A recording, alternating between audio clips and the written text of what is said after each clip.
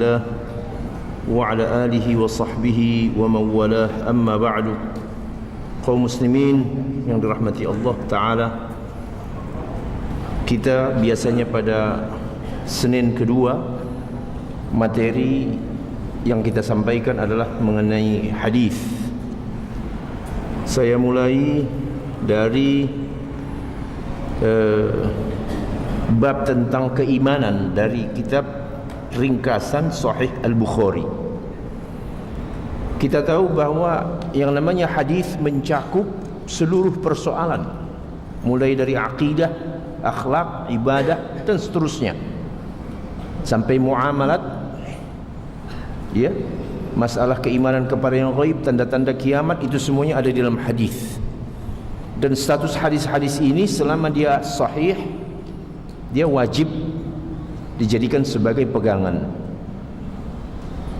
Jangan dengarkan perkataan-perkataan segolongan tertentu yang mengatakan bahwa hadis kalau berbicara tentang masalah ghaib atau masalah akidah dia tidak bisa dipakai kalau bukan hadis mutawatir. Ini adalah perkataan orang yang tidak bertanggung jawab. Dari sejak dahulu kaum muslimin, dari mulai masa sahabat, mereka tidak pernah kita dengar membeda-bedakan pembagian hadis dalam soal objek bahasannya, apakah itu menyangkut tentang akidah, ibadah ataupun muamalat. Semuanya diterima sebagai sebuah hujjah. Nah, berikut ini kita mulai dari hadis Ibnu Umar. Judul babnya perkataan Nabi sallallahu alaihi wasallam, sesungguhnya Islam dibangun di atas 5 perkara. Hadis Ibnu Umar, qala Rasulullah sallallahu alaihi wasallam, bunyal Islamu ala 5. Sabda Rasulullah, Islam dibangun atas 5 fondasi, 5 dasar. Syahadati an la ilaha illallah wa anna Muhammadar Rasulullah. Bersyahadat tidak ada ilah, tidak ada la ma'buda bihaqqin illallah, tidak ada yang berhak diibadati kecuali hanya Allah. Wa anna Muhammadar Rasulullah, dan bahwasanya Muhammad adalah utusan Allah. Wa iqamis salah, menegakkan salat, membayar zakat, haji dan saum Ramadan. Nah, ini menyangkut masalah akidah juga. Imam Bukhari memasukkan hadis ini, rukun Islam, ke dalam bab tentang akidah. Kemudian bab kedua, perkara-perkara iman.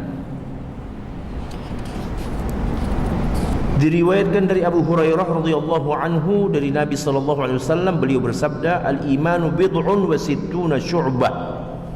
Al-imanu bid'un wa sittuna syu'bah. Iman itu mempunyai 60 sekian cabang.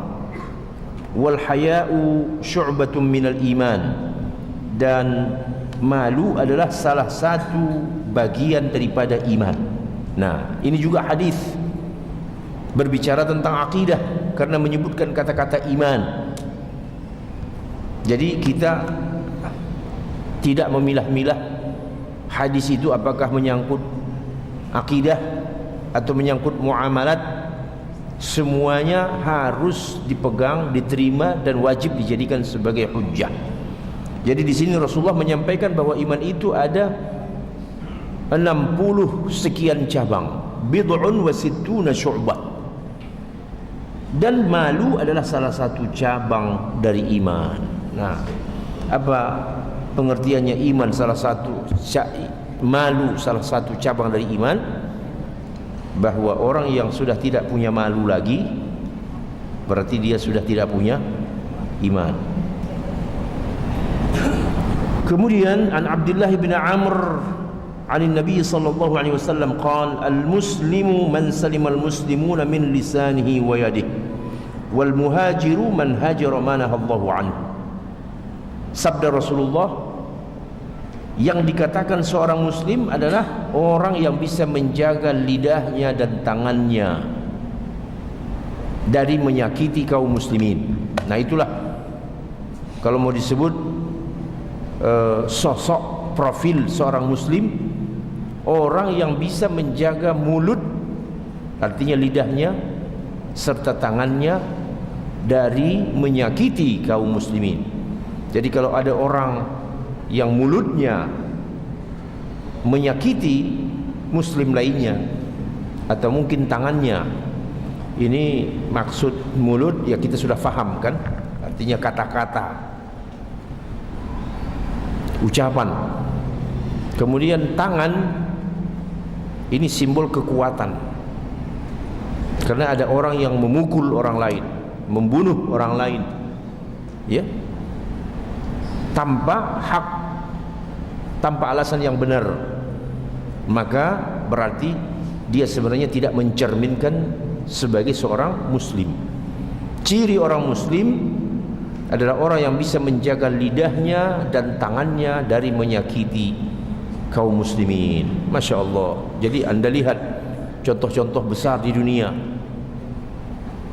para penjagal manusia di Mesir, ya, Presiden Mesir, berapa ribu rakyatnya yang mati di tangannya. Kemudian Suriah, berapa ribu rakyatnya yang mati di tangannya. Jadi kalau kita melihat hadis ini, mereka ini sebenarnya bukanlah seorang muslim. Orang muslim itu orang yang bisa menjaga lidah dan tangannya dari menyakiti kaum muslimin. Masya Allah, sederhana saja, sederhana ucapan Nabi itu, tapi kalau ini dipraktekkan oleh setiap muslim dalam hidupnya, luar biasa. Semua muslim tidak ada menyakiti mulutnya, lidahnya, itu tidak ada yang menyakiti saudaranya. Kalau ini terjadi, terjadilah masyarakat muslim yang akrab, kompak, bersaudara, karena masing-masing mereka menjaga lidahnya dan menjaga tangannya, ya, tidak menganiaya, menzalimi, menyakiti, ya, muslim lainnya. Ya, kenapa tidak disebut menyakiti manusia? Yaitu secara otomatis orang yang sudah menjaga lidahnya, tangannya dari menyakiti kaum muslimin, ya dia sudah terlatih untuk tidak menyakiti manusia.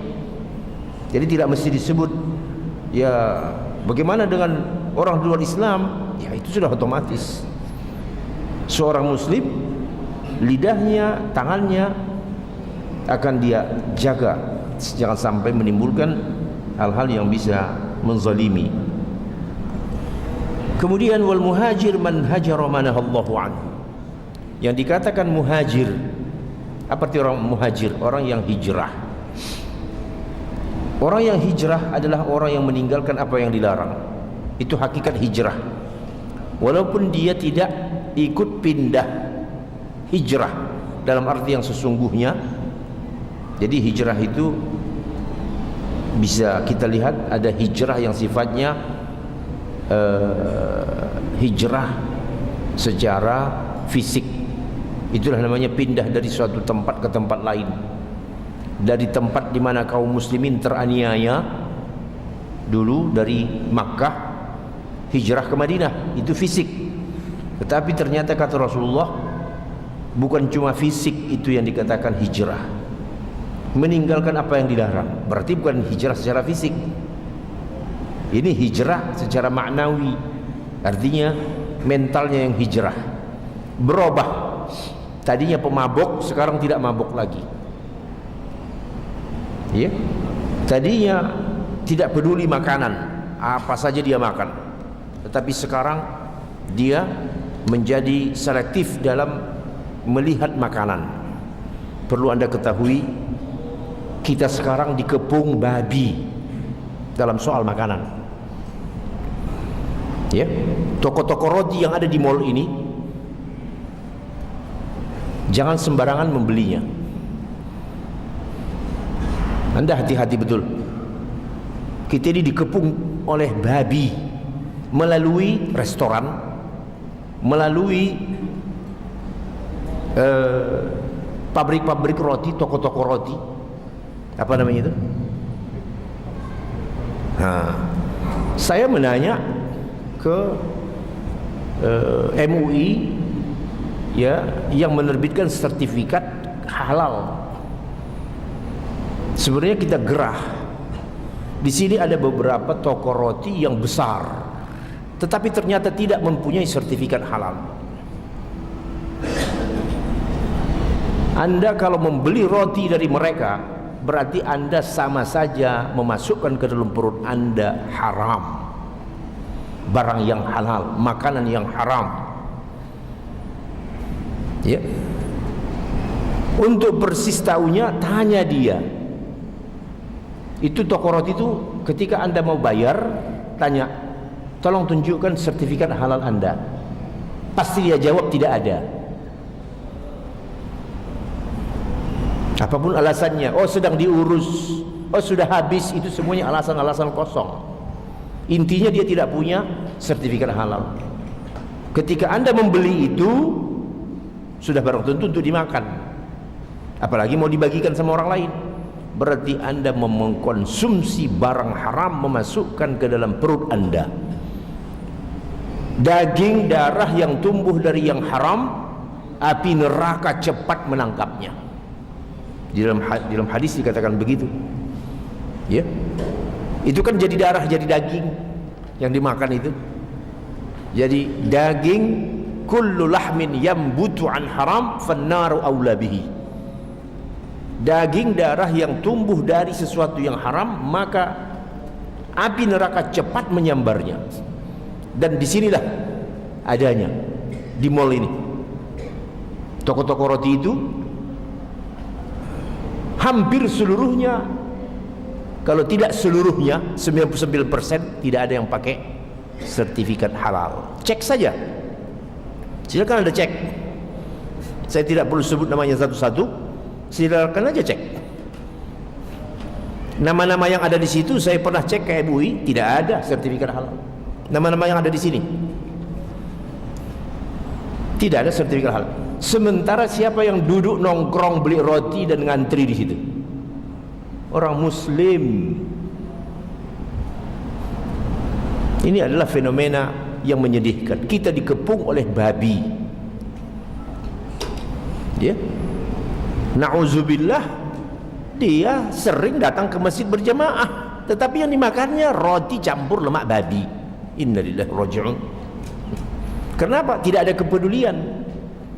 Tidak ada kepedulian pada soal kehalalan makanan. Wajib, karena Allah mengharamkan, hurrimat alaikumul maitatu waddam wa lahmul khinzir wa ma uhilla li ghairillahi bih. Bangkai, darah, daging babi dan yang disembelih tidak atas dasar nama Allah, itu semuanya diharamkan. Jadi bukan lihat, oh ngantri di sini orang beli roti, oh kita ikut juga ngantri. Ya, wah dirasa satu enak. Innalillahi wa inna ilaihi raji'un. Inilah musibah kita di zaman sekarang. Iya.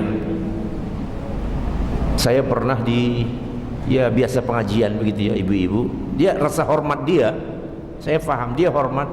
Dia beli cake dari Holland Bakery. Ada capnya di situ. Saya bilang, saya tanya, ibu mohon maaf tanpa mengurangi hormat saya, ibu waktu membeli ini ibu tanya nggak, ada nggak sertifikat halalnya? Oh saya tidak cek Ustaz, ini tidak ada sertifikat halalnya, ini haram. Memang dia tidak sengaja, tetapi inilah gara-gara apa? Tidak ada kepedulian. Ya. Kalau mereka punya sertifikat halal, di kantong plastiknya itu sendiri, pembungkusnya itu ada cap sertifikat halal. Tidak ada, berarti memang tidak ada sertifikatnya.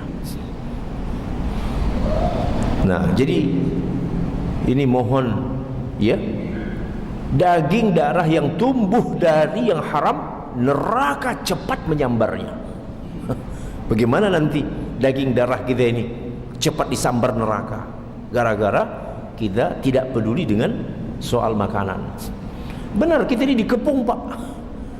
Ya, sikat gigi itu menurut berbagai sumber itu dari bulu babi.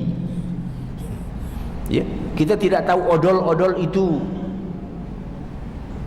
Selama tidak ada sertifikat halalnya, itu semuanya tidak halal. Baik, ini tadi dari hijrah. Ayo hijrah. Jangan lagi beli roti-roti, makanan-makanan dari mall-mall yang ada di sini tuh, yang toko-toko roti yang ada di sini itu. Ya, silakan hijrah, dan memang harus hijrah supaya memaksa mereka untuk mengurus sertifikat halal. Mereka itu orang sombong. Mereka itu yang pemilik toko roti itu orang-orang sombong. Dia hidup di tengah masyarakat muslim, dan yang menjadi pasarnya adalah muslim, tetapi dia tidak mengurus sertifikat halal. Ada apa dia tidak mengurus sertifikat halal? Karena memang dia takut kandungan produknya itu memang ada lemak babinya. Pasti akan ketahuan di LPPOM. LPPOM MUI itu tidak bisa disogok. Itu ahli-ahli dari IPB, doktor-doktor dari IPB, ya, teknologi pangan. Mereka itu tidak bisa dibayar. Pasti akan terbongkar. Nah, oleh karenanya memang mereka ini adalah orang-orang sombong. Masa Anda mau menjadi kliennya, nasabahnya orang-orang yang sombong, memasukkan sesuatu yang haram ke dalam perut kita? Itulah soal hijrah. Kemudian berikutnya hadis Abi Musa radhiyallahu anhu qala qalu ya Rasulullah ayyul islami afdal qala man salimal muslimuna min lisanihi wa yadihi. Terulang lagi hadis Abu Musa al-Asy'ari, ya, mereka berkata, artinya para sahabat bertanya kepada Rasulullah, wahai Rasulullah, Islam apa yang bagus? Jawab Rasul, orang yang bisa menjaga lidah dan tangannya dari menyakiti kaum muslimin. Selanjutnya, memberi makanan adalah bagian dari Islam. Artinya ngasih makan orang, ya, mengasih makan orang, kepedulian kepada orang-orang miskin dan orang-orang susah. An Abdullah ibn Amr radhiyallahu anhu anna rajulan sa'ala Nabiy sallallahu alaihi wasallam ayyul islami khair. Seorang lelaki datang bertanya kepada Rasulullah, wahai Rasulullah, Islam seperti apa yang lebih baik? Islam seperti apa yang lebih baik? Jawab Nabi apa? Tut'imut ta'am, kasih makan orang. Ya sudah, barang tentu mengasih makan orang ini secara umum maksudnya siapa? Orang yang lapar. Orang yang kenyang ngapain dikasih makan? Ya, tut'imut ta'am, kasih makan orang. Kemudian yang kedua, wa taqra'us salam ala man arafta wa man lam ta'rif. Masya Allah. Ingat, di dalam hadis ini ada dua Islam yang baik itu. Engkau beri salam kepada orang yang kau kenal dan yang tak kau kenal. Ini jauh sekali dari kita ini. Kadang-kadang dalam masjid pun nggak mau ngasih salam. Ya, ini musibah banyak kaum muslimin hidup di zaman sekarang ini, terkotak-kotak dalam jamaah, dalam kelompok. Bukan kelompoknya nggak mau beri salam. Ya, ini jangan diikut. Ini perilaku yang tak bagus. Mengaku mengikuti sunnah tetapi tidak menjalankan sunnah. Rasulullah jelas-jelas dalam hadis ini mengatakan, engkau beri salam kepada orang yang kau kenal dan yang tak kau kenal. Yang tak kenal pun diberi salam. Ya kalau memang dalam kawasan masjid, ya pastilah itu orang muslim, ya. Mana mungkin Ada orang dari luar Islam masuk ke kawasan masjid, ya, bahkan secara umum di wilayah kita ini, kecuali bapak masuk katakan saja ke apa namanya itu sana tuh lah, Kapuk, nah itu lain. Masuk ke wilayah Kapuk, Sunter, atau apa lagi Kelapa Gading, nah dari wajahnya sudah kelihatan dia, dia mungkin non muslim.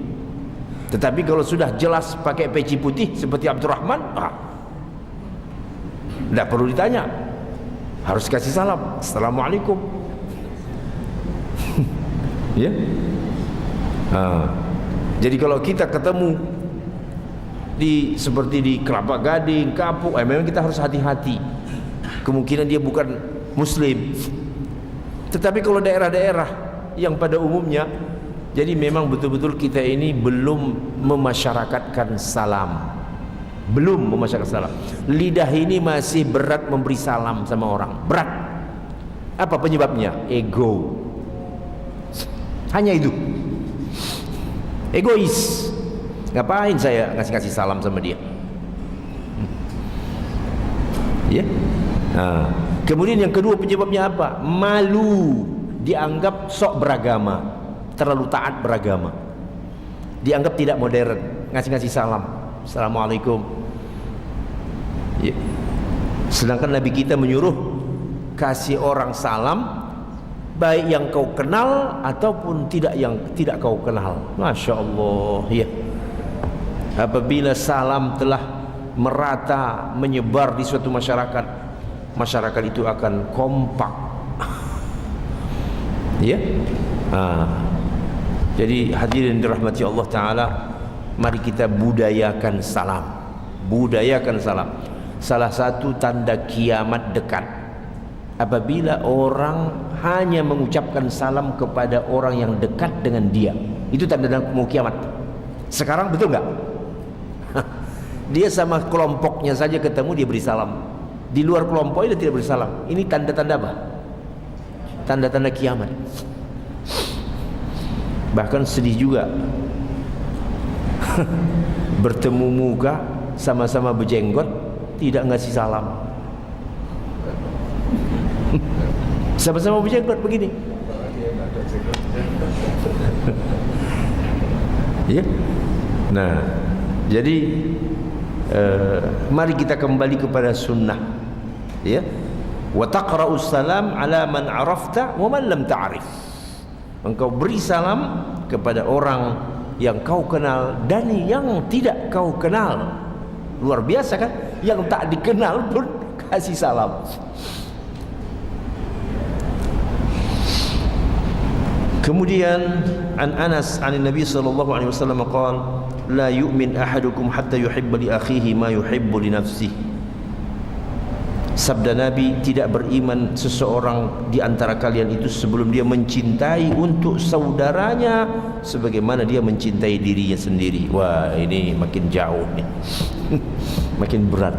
Mencintai saudara sebagaimana mencintai diri sendiri. Kalau saya tidak suka diri saya celaka, tentu saya harus tidak suka diri saudara saya celaka. Bahkan yang ada biarin aja dia celaka, yang penting bukan saya. Jadi orang seperti ini menurut hadis tidak beriman. La yu'min ahadukum. Jadi semangat dari hadis ini, orang muslim itu kompak, saling mendukung, ya, saling mensupport satu sama lain. Apakah dia sesama pedagang, ya, la yu'min ahadukum hatta yuhibba li akhihi ma yuhibbu li nafsihi. Tidak dikatakan beriman seseorang kamu sebelum dia mencintai saudaranya sebagaimana dia mencintai dirinya sendiri. Setiap orang pasti cinta kepada dirinya, maka begitu juga lah dia harus cinta kepada saudaranya kalau dia betul beriman. Setiap orang tidak mau dirinya celaka, tidak mau dirinya rugi, maka dia juga harus tidak mau merugikan orang lain, saudaranya. Jadi hadis kadang-kadang singkat tapi maknanya padat. Ya, ini mempraktekkan ini saja kita cukup lama ini mempraktekkan satu hadis ini. Kalau mau dipraktekkan ya. Jadi sesama mukmin itu harus saling mencintai, memberi salam. Tadi di depan dikatakan memberi salam. Nah, dari salam muncullah rasa simpati, rasa cinta. Dari rasa cinta yang muncul saling menopang, tidak saling menjatuhkan, tidak saling buruk memburukkan. Kemudian an Abi Hurairah radhiyallahu anhu anna Rasulullah sallallahu alaihi wasallam qala fa walladhi nafsi bi yadihi la yu'min ahadukum hatta akuna ahabba ilaihi min walidihi wa waladihi. Artinya, demi zat yang diriku ada di tangannya, artinya sumpah Rasulullah, demi Allah, tidak beriman seseorang kamu itu sebelum akulah yang lebih dicintainya daripada ayahnya sendiri dan anaknya. Berat gak ini ya? Mencintai Rasul melebihi kecintaan kita kepada siapa? Ayah dan anak. Bagi seseorang, ya yang paling dicintainya anaknya dan ayahnya yang melahirkan dia, anaknya dari dalam dirinya. Tetapi kata Rasulullah, siapa yang lebih dicintainya? Rasul atau ayahnya atau anaknya? Kalau masih dia lebih mencintai ayahnya daripada Rasul sallallahu alaihi wasallam, atau lebih mencintai anaknya daripada Rasulullah sallallahu alaihi wasallam, maka kata Nabi, tidak beriman orang tersebut. Dan ini memang pernah terjadi ya, dialog antara Rasulullah dengan Umar bin Khattab ya. Umar berjalan sama Rasulullah, berjalan berdua. Apa kata Umar? Ya Rasulullah, aku mencintaimu melebihi ayahku dan manusia yang lain. Kata Nabi apa? Belum ya Umar, belum dikatakan beriman. Nah, karena dalam hadis ada lanjutannya, la yu'minu ahadukum hatta akuna ahabba ilaihi min walidihi wa waladihi wan nasi ajma'in. Belum ya Umar, sampai aku lebih kau cintai dari dirimu sendiri. Ya, karena Umar tadi mengatakan engkau lebih kucintai daripada ayahku, daripada anakku, kecuali diriku. Pada awalnya masih mengkecualikan dirinya. Ya ini ya barangkali wajar saja ya.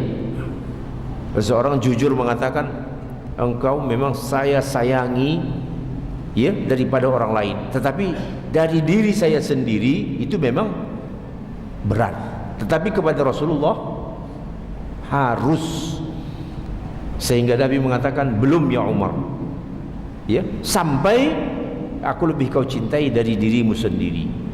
Lalu Umar pun terperanjat dari ucapan itu. Selanjutnya beliau mengatakan, lebih ku cintai dari diriku sendiri. Lalu Nabi menjawab, sekarang baru sempurna imanmu. Ini masing-masing kita mengukurlah bagaimana kecintaan kita kepada Rasulullah sallallahu alaihi wasallam.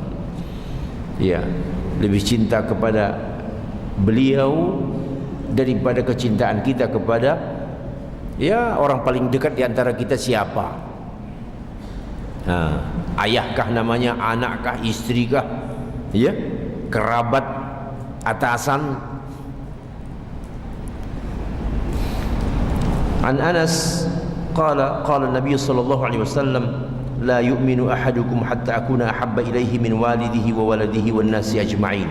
Sama seperti di atas, cuma ada tambahannya, dan manusia seluruhnya. Lebih mencintai Nabi dari ayah, anak dan seluruh manusia. Ya termasuk di situ istri. Kemudian hadis Anas radhiyallahu anhu an Nabi sallallahu alaihi wasallam qala, "Thalathun man kunna fihi wajada halawatal iman." Sabda Nabi, ada 3 perkara yang jika ada di dalam diri seseorang, barulah dia merasakan manisnya iman. Halawatal iman, manisnya iman. Jadi rupanya ada iman yang terasa manis, ada iman yang belum terasa manis. Kapan iman terasa manis? Apabila ketiga perkara ini ada di dalam diri setiap muslim. Jadi kita ingin tahu nih, apa saja ini yang 3?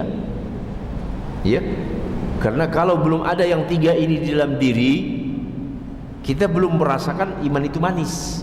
Makanya orang biasa-biasa saja. Ya, tidak menikmati. Nah itu dia ya, tidak menikmati imannya.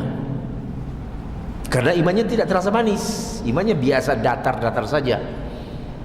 Apa itu yang pertama? Ayyakuna Allah wa rasuluhu ahabba ilaihi mimma siwahuma. Lebih mencintai Allah dan Rasulnya ketimbang yang lain-lain. Ya, yang lain-lain itu apa? Wah, bisa jabatan, bisa bisnis. Nah, ya, lebih mencintai dunia ketimbang Allah dan Rasulnya. Banyak kan manusia begitu? Banyak. Di dalam bisnis itu ada kepentingan dia, padahal dia tahu itu dilarang, Allah tidak suka. Tetapi tarikan uang, tarikan jabatan, tarikan bisnis, keuntungan, kesenangan masih lebih kuat. Nah, orang seperti ini tidak akan merasakan apa?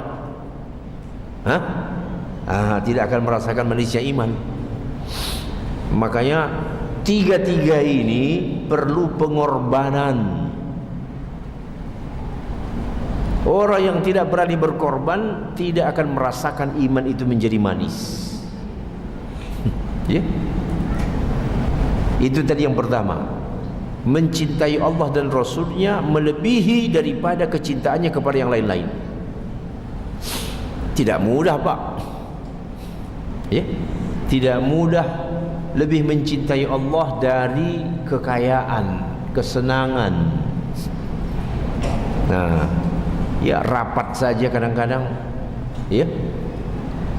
Sebagian orang atasan dia non muslim,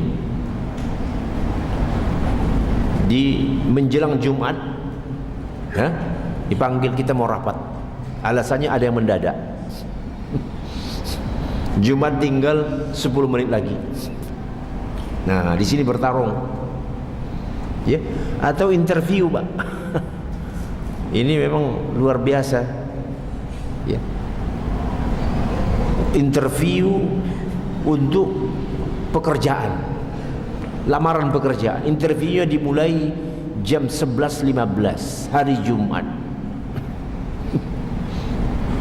Apa yang terbayang Bapak? Jumat akan lewat, betul tidak? Dan memang ini perusahaan yang mau mencari karyawan ini memang sengaja menguji dari situ.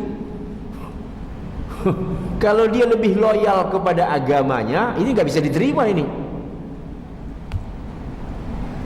Tetapi kalau dia lebih loyal kepada pekerjaannya, ya soal agama itu ya udahlah, nomor 2, nomor 3 aja itu.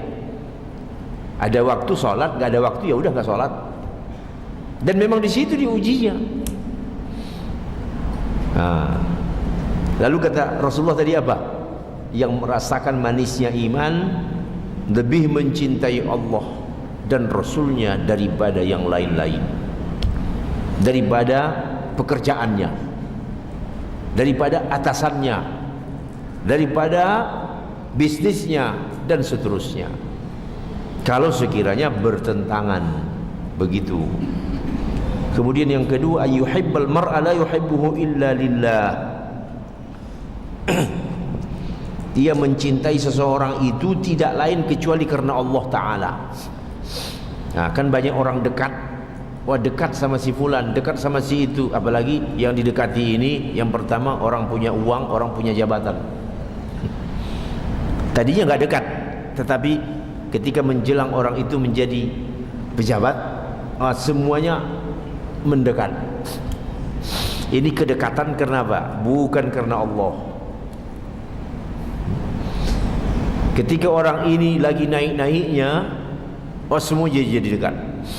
Yang ngaku teman waktu kecil, yang ngaku teman sekolah, yang ngaku kerabat, yang ngaku satu kampung, semuanya nempel. Wah itu teman saya dulu, itu dari kecil. Nah, yang satu mengatakan itu kami masih ada hubungan saudara. Tadinya sebelum orang itu jadi apa-apa, nggak ada yang ngaku. Ini namanya apa? Hubungan kepentingan. Ada kepentingannya di situ, dia dekat. Nanti kalau orang itu udah lengser dari jabatannya, dilihatnya pun tidak. Nah, inilah buktinya.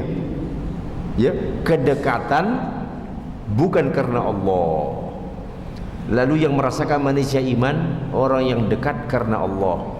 Anda dengan dia kok dekat sekali ya? Kira-kira adik kakak? Oh tidak.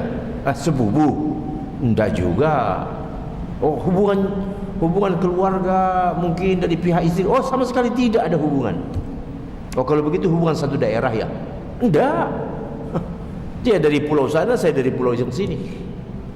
Oh satu profesi, satu perusahaan? Tidak. Dia kerja di mana, saya kerja di mana. Kenapa dekat sekali? Dia cinta Allah, saya cinta Allah, kami dekat. Tapi yang begini ini apa? Jarang, ya, jarang sekali. Jadi makanya memang yang semua disebut di sini ini yang jarang-jarang itu. Makanya jarang orang yang merasakan iman itu manis. Jarang orang merasakan iman itu manis.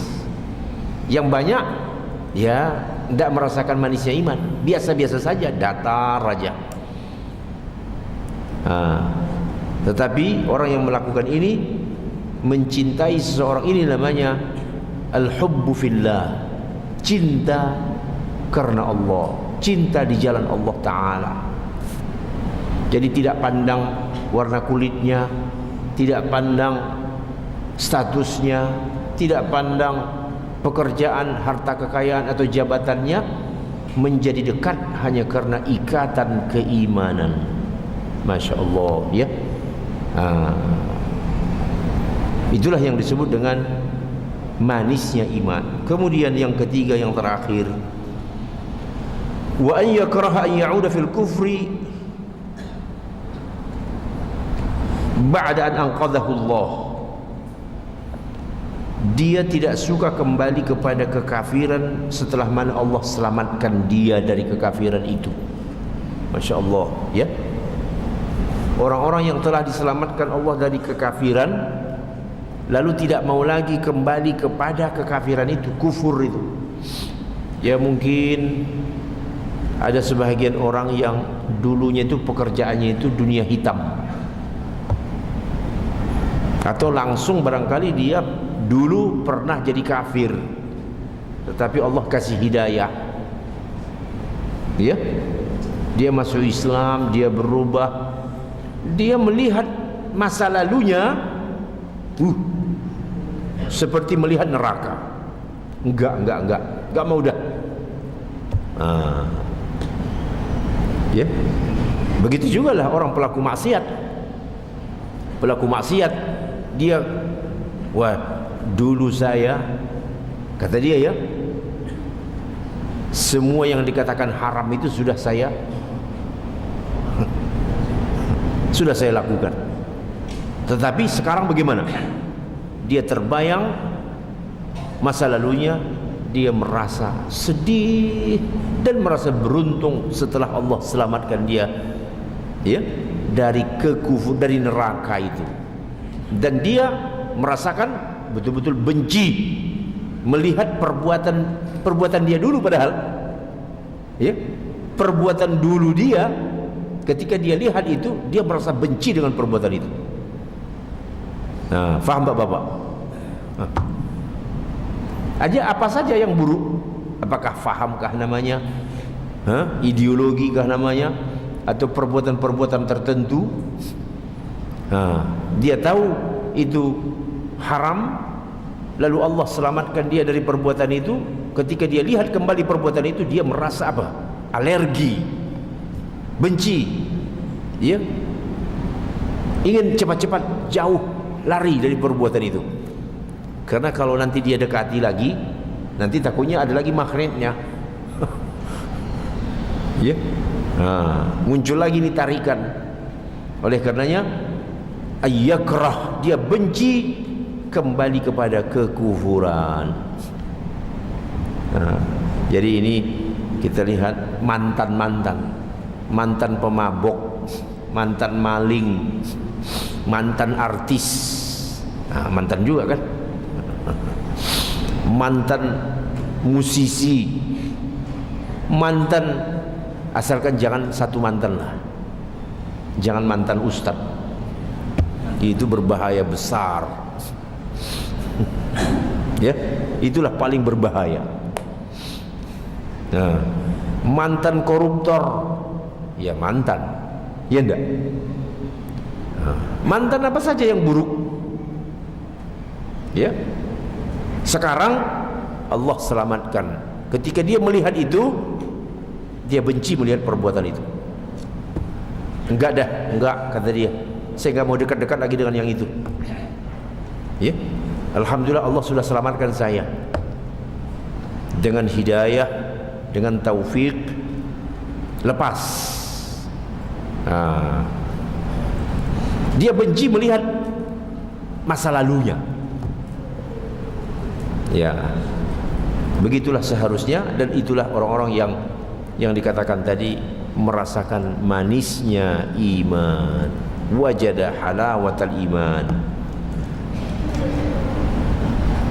Sudah selesai isya'nya. 1 menit lagi. Iya. Taib, apakah ada yang mau ditanya? Iya Pak, silakan Pak. Waalaikumsalam warahmatullahi wabarakatuh. Masalah Islam. Iya. Musbil ya. Jadi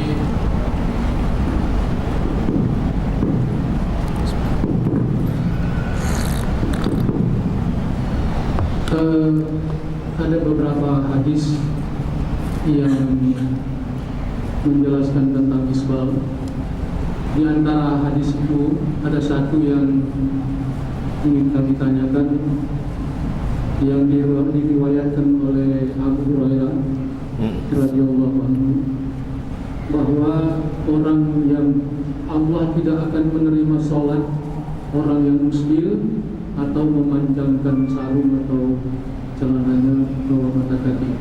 Ini seberapa besar kekuatan hadis ini? Terima kasih. Dia kalau secara hadis sahih, itu tidak ada diperdebatkan lagi tuh.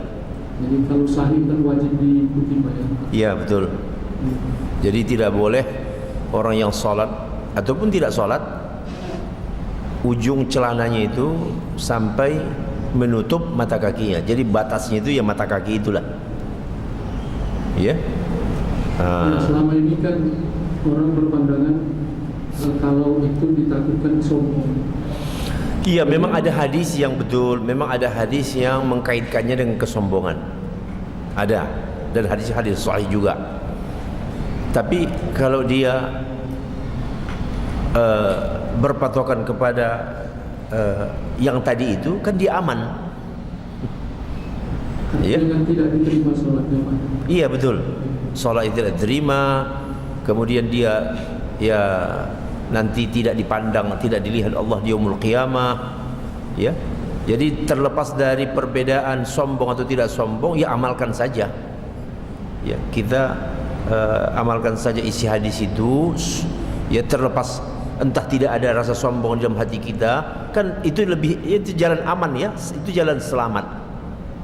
Nah, kalau soal ada sombong atau tidak sombong, ya itu ya Allah lah yang tahu ya. Nah, tapi amalkan saja isi hadis tersebut karena memang hadisnya ya hadis sahih. Baik, nampaknya azan Isya sudah masuk waktunya. Aqulu qouli hadza wa astaghfirullah. Wassalamualaikum warahmatullahi wabarakatuh.